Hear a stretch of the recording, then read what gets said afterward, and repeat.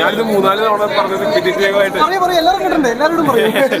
അടിപൊളിയായിട്ട് പെർഫോമൻസസ് ആണെങ്കിലും ഇതിന്റെ സിനിമാറ്റോഗ്രഫി ആണെങ്കിലും പിന്നെ ഒരു എഡിറ്ററായിട്ടുള്ള സൈജ് ചേട്ടൻ ഒരു പടം ഡയറക്ട് ചെയ്തപ്പോൾ എഡിറ്റിങ് ഭയങ്കര എന്താ പറയുക ഹൈഡ് ചെയ്തിട്ടാണ് കാണിച്ചിരിക്കുന്ന ഷോർട്സ്. ഞാൻ ഇറങ്ങും ചില പോയിന്റ്സിലൊക്കെ ഞാൻ എവിടെയാണ് ഇതിൽ കട്ട് അതിന് അത്രയും ലോങ് ടേക്സ് ഉണ്ടായിരുന്നു.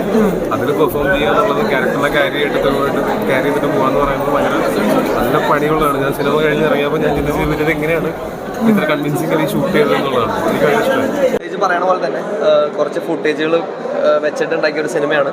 Really nice experience. പ്രകടനം ഇവരുടെ എനിക്ക് മനസ്സിലാവുന്നില്ല. കാരണം ഇവരെല്ലാവരും അത്രയും ടാലന്റഡ് ആയിട്ടുള്ള കഴിവ് തെളിയിച്ചിട്ടുള്ള ആർട്ടിസ്റ്റുകളാണ്. അവരുടെ പ്രകടനത്തെക്കുറിച്ച് നമുക്കൊന്നും പറയേണ്ട ആവശ്യമില്ല. പക്ഷേ ഈ സിനിമയിൽ ആക്ച്വലി ഡിഫറെൻ്റ് ആണ്. നമ്മൾ ഇതേവരെ കാണാത്തൊരു അവതാരമാണ് പുള്ളിക്കാരി ഇതിൽ ചെയ്തത്. അപ്പോൾ അതിൻ്റെ ഒരു freshness, the whole movie is really fresh. നമ്മൾ കാണാത്തൊരു കോൺസെപ്റ്റാണ്, നമ്മൾ കാണാത്തൊരു പരിപാടിയാണ് ടോട്ടലി ഉള്ളത്. സൗണ്ട് ഡിസൈൻ ആണെങ്കിലും സിനിമാറ്റോഗ്രഫി ആണെങ്കിലും ഇറ്റ്സ് കംപ്ലീറ്റ്ലി ഭയങ്കര കോംപ്ലിക്കേറ്റഡ് ആണ്. അപ്പോൾ അതിൻ്റെ ആയിട്ടുള്ളൊരു വെറൈറ്റി പരിപാടിയാണ്. എന്തായാലും തിയേറ്ററിൽ തന്നെ കാണേണ്ട സാധനമാണ്. എങ്ങനെയുണ്ടായിരുന്നു ഫിലിം? എങ്ങനെയുണ്ടായിരുന്നു?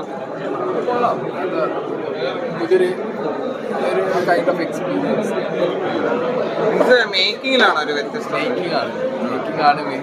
പിന്നെ മാത്രമല്ല first half and second half there is something secret.